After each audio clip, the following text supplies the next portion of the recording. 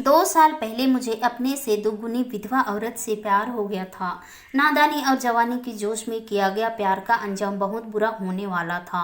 आगे जो दलदल आने वाला था उसका तो मुझे भनक तक नहीं था।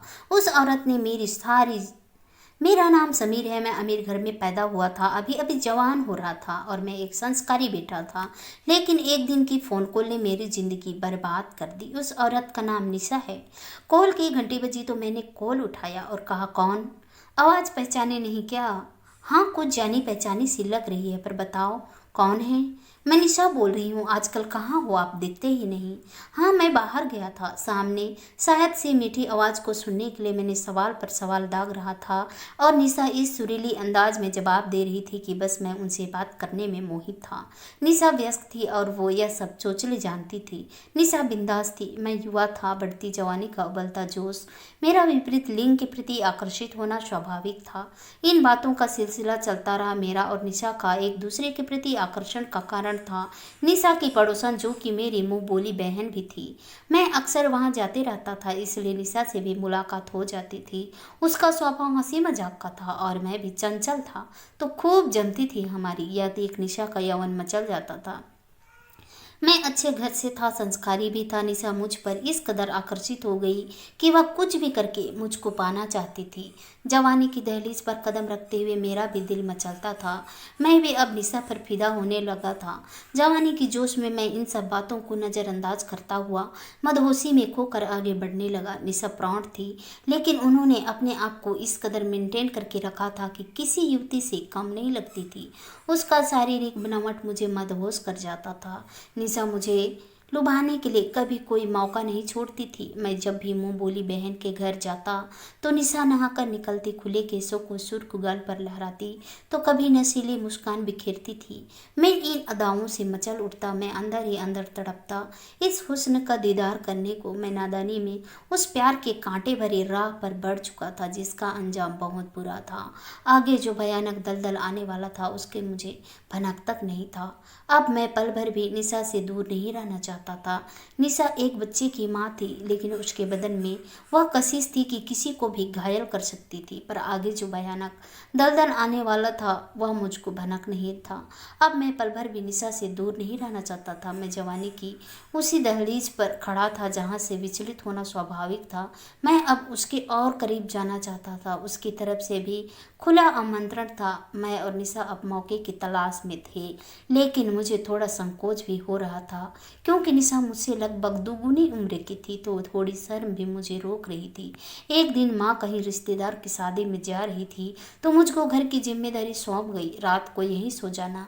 मैं बेसब्री से रात का इंतजार करने लगा। निशा से बात हो गई थी, कब मिलना है। आखिरकार वह पल आया जब मुझे उनसे मिलना था, लेकिन मेरे पैर ठिठक गए। आगे बढ़ने में संकोच हो रहा था, लाज भी आ रहे थे। लेकिन ऐसे प्रेम मिलन की कई दहलीज पार चुकी निशा ने मेरे संकोच को दूर किया और ले गई अपने बेडरूम में।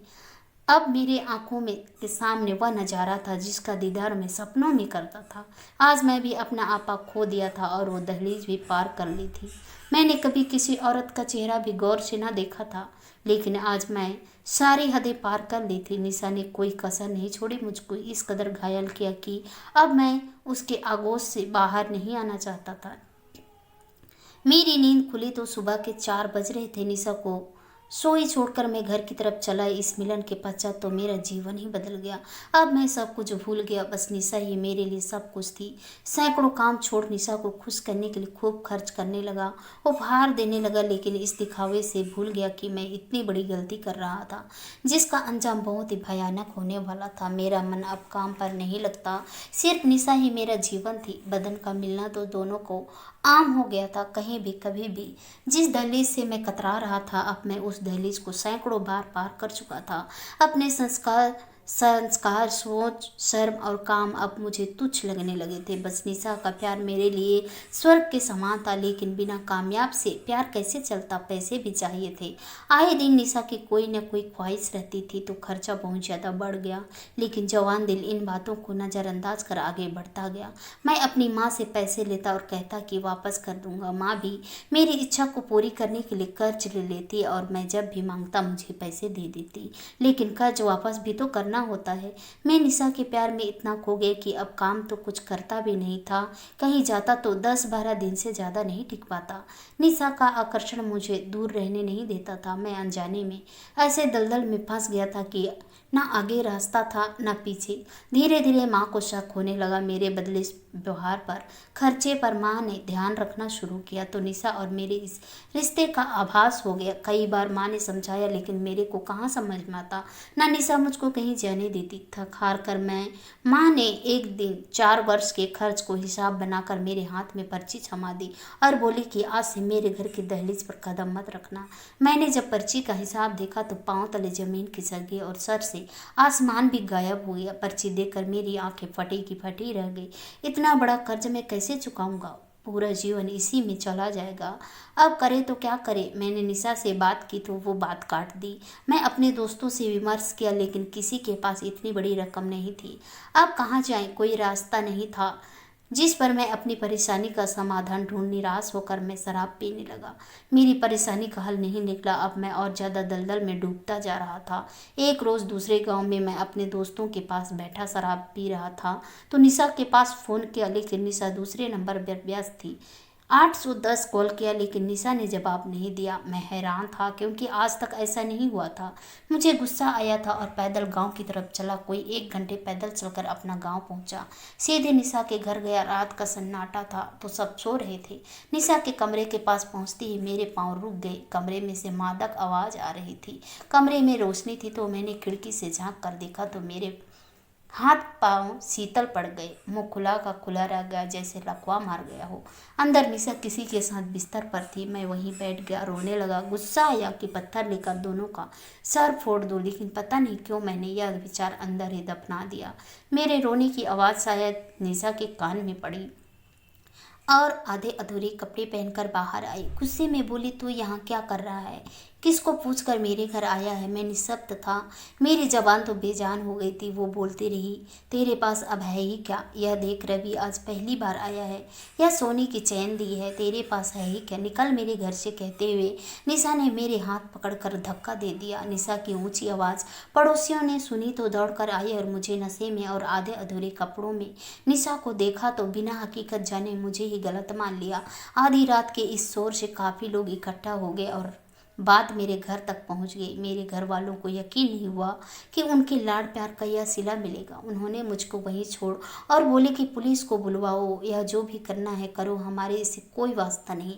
मेरी मुंह बोली बहन बीच बचाव करके मुझे बाहर ले आई और बोली, अगर मुझे सच्चे दिल से बहन मानता है तो यहाँ से दूर चला जा और तब तक मत आना जब तक इस कलंक को मिटा ना दो।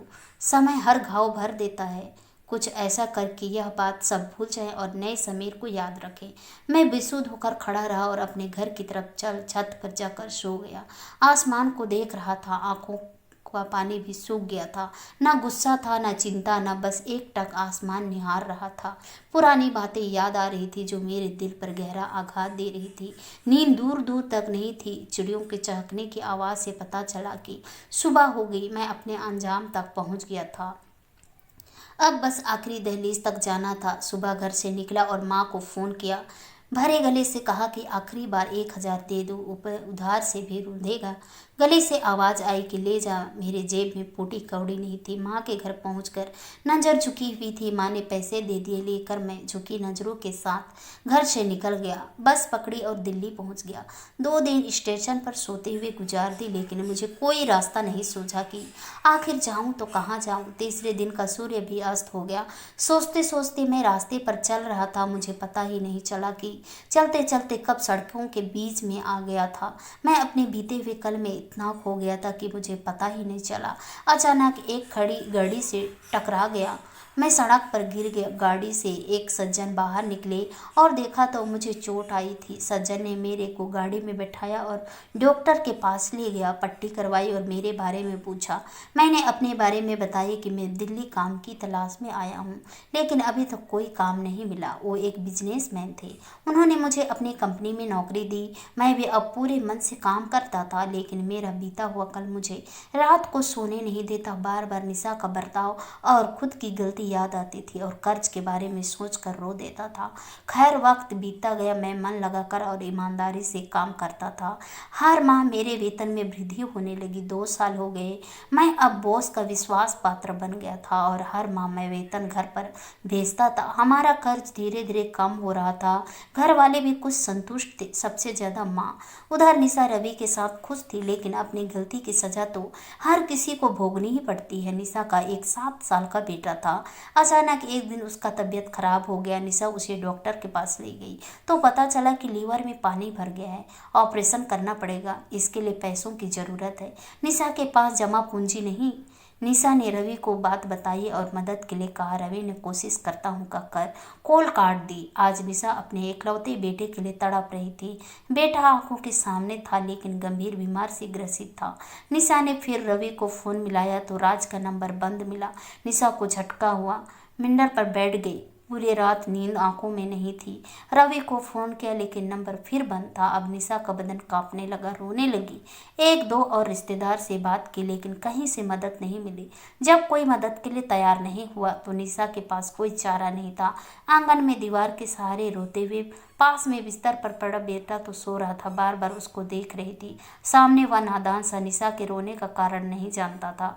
फिर बाद में निशा को याद आया कि रवि ने उसे 2-3 सोने का हार दिया था। कोई रास्ता नहीं देखकर निशा ने सोचा कि उसको बेचकर इलाज शुरू कराऊं। आंसू पोंछकर दौड़ी सुनार की दुकान पर और बोली, भैया ये गहने लो और इसका मुझे पैसे दे दो। स्वर्णकार ने कहा, बहन सामान सही होगा तो अभी तुम्हें पैसे दे दूंगा। सुनार ने गहना पिघलाया, लेकिन उसमें रत्ती भर भी सोना नहीं निकला। सुनार ने कहा, बहन यह सब नकली है, एकदम नकली, इसका तो कोई 1 रुपया भी नहीं देगा। स्वर्णकार ने उसे पानी पिघलाया और घर भेज दिया। जिसका उसने सब कुछ समझा वही उसको उतना बड़ा धोखा दिया। अब क्या करे? वह फूट फूट कर रोने लगी। अचानक निशा को याद आया कि चैन तो उसको मैंने भी दिया था। अचानक निशा के शरीर में फुर्ती आ गई। दौड़कर कमरे में गई, संदूक से चैन निकाला और फिर वापस दौड़ कर गई उसी स्वर्ण के पास। सांसें रुकी हुई थी, लेकिन स्वर्णकार ने कहा, बहन यह असली है। निशा ने ठंडी सांस ली और अगले ही पल फूट फूट कर रोने लगी। बड़ी मुश्किल से चैन के बदले निशा को 80,000 मिले। इतने पैसे से नहीं होगा। आज उसको अपने आप से नफरत हो रही थी। जिस इंसान को अपनाया वही धोखा दिया और जिसको बर्बाद किया वही आज काम आया। वह फूट फूट कर रो पड़ी। तुरंत इलाज के लिए दिल्ली आई। निशा ने बेटे को भर्ती कराया और इलाज शुरू हुआ। पैसे तो निशा के पास अभी भी कम थे, लेकिन इलाज जरूर शुरू हो गया था। डॉक्टर ने कहा कि ऑपरेशन के लिए 50,000 कम है। निशा ने कहा, आप ऑपरेशन कीजिए, पैसे की व्यवस्था हो जाएगी। हालांकि निशा के पास 50 रुपये आने का भी रास्ता नहीं था, लेकिन फिर भी ऐसे ही कह दिया था। आज मेरे बॉस को मौसमी बुखार था तो मैंने बॉस को हॉस्पिटल लेकर गया था। अचानक मेरी नज़र बेंच पर बैठी निशा पर पड़ी। पहले तो मैं छुप गया, फिर सोचा निशा यहाँ कैसे। रिसेप्शन पर पूछताछ में पता चला कि निशा अपने बेटे का इलाज करवाने यहाँ आई है। मुझे निशा पर गुस्सा आया था, लेकिन मैंने सोचा कि इसमें उसके बच्चे का क्या कसूर है, वह तो नादान है। मैंने डॉक्टर से बात की तो पता चला कि उसके बेटे के लीवर में पानी भरा है, ऑपरेशन करना होगा। डॉक्टर ने बताया कि पैसे कम होने से ऑपरेशन में देरी हो रही है। मैंने कहा कि आप ऑपरेशन कीजिए, पैसे जमा हो जाएंगे। मैं छुपकर वहां से चला गया। मैंने बॉस से कहा कि मुझे 50,000 रुपये चाहिए। उसने मुझे बिना सवाल किए पैसे दे दिए। मैं वापस अस्पताल गया, पैसे जमा किया और ऑपरेशन शुरू हुई। निशा को पता नहीं था कि यह सब किसने किया। बच्चे का इलाज हो गया। बिना निशा खुश थी, लेकिन यह सब जानना चाहती थी, मिलना चाहती थी जिसने यह मदद की। कुछ दिनों में बच्चा ठीक हुआ। डॉक्टर ने अब घर जाने की इजाज़त दे दी थी। निशा ने डॉक्टर से पूछा, साहब यह बात बता दीजिए कि ऑपरेशन के पैसे किसने दिए। डॉक्टर ने कहा कि मैं नाम तो नहीं जानता, लेकिन वह रोज़ सुबह शाम यहाँ बच्चे का हालचाल पूछने आते हैं। अभी उनके आने का समय है। आज तो उस नेक इंसान को जरूर देखूंगी और उस देवता समान इंसान का पैर छूकर धन्यवाद दूंगी। जब मैं सूट बूट में अस्पताल अंदर जा रहा था तो मुझे दूर से देख रही थी। ऐसा लग रहा था कि वो मुझे पहचानने की कोशिश कर रही थी। मेरी डॉक्टर से बात हुई, बच्चे के स्वस्थ होने का पता चला। मैं खुश हुआ। इतने में निशा मेरे पास आ गई। उसने मुझे पहचान लिया और मुझे देखकर वहीं सिर पकड़कर बैठ गई। उसके हाथ पैर सुन्न हो गए, आंखों में आंसू सूख गए थे। वो मुझसे मिलना चाहती थी, लेकिन इतनी हिम्मत नहीं थी कि मुझसे मिले और बात करे। मैं वहीं से गुजर रहा था। मुझे सामने से गुजरता देख निशा के मुंह से आवाज़ नहीं निकली, बस हाथ उठा, लेकिन मैंने मुड़ कर नहीं देखा और बाहर निकल गया। वो हिम्मत करके मेरे पीछे दौड़ी, लेकिन मैं हॉस्पिटल की दहलीज पार कर चुका था और अब निशा को मेरे पास आना उसके बस की बात नहीं थी। अब वो दहाड़े मार कर रोने लगी, लेकिन मुझे अब कोई फर्क नहीं पड़ा। मेरे और निशा के बीच बहुत दूरी थी, जो निशा ने स्वयं बनाई थी। आज निशा शर्म से मेरा चेहरा भी ठीक से नहीं देख सकती थी। आज निशा को खुद के कर्म पर गुस्सा आ रहा था। उसकी आंखों से पश्चाताप के आंसू झरने के रूप में बह रही थी, लेकिन आज उसका आंसू पोंछने वाला अपना कोई नहीं था। अब मैं उस भयानक रूपी दलदल से निकल चुका था। जब मैं पीछे मुड़कर देखता हूँ तो याद कर मेरी रूह भी कांप जाती है। कुछ महीनों बाद मैं एक खूबसूरत लड़की से शादी कर ली। मेरी गृहस्थी बहुत अच्छी चल रही है और अब हम बहुत खुश हैं। दोस्तों, मेरी आपसे यही आशा है कि जवानी की जोश में अपना होश मत खोना, नहीं तो आगे चलकर पछतावा के अलावा कुछ नहीं मिलेगा। जिंदगी तो अनमोल होते हैं, इसे संभाल कर रखिए। आशा करती हूँ दोस्तों आप लोगों को यह कहानी पसंद आई होगी। कहानी पसंद आई तो कहानी को लाइक कीजिए, शेयर कीजिए, कमेंट कीजिए और ऐसी कहानी सुनने के लिए प्लीज़ हमारे चैनल को सब्सक्राइब जरूर कीजिए।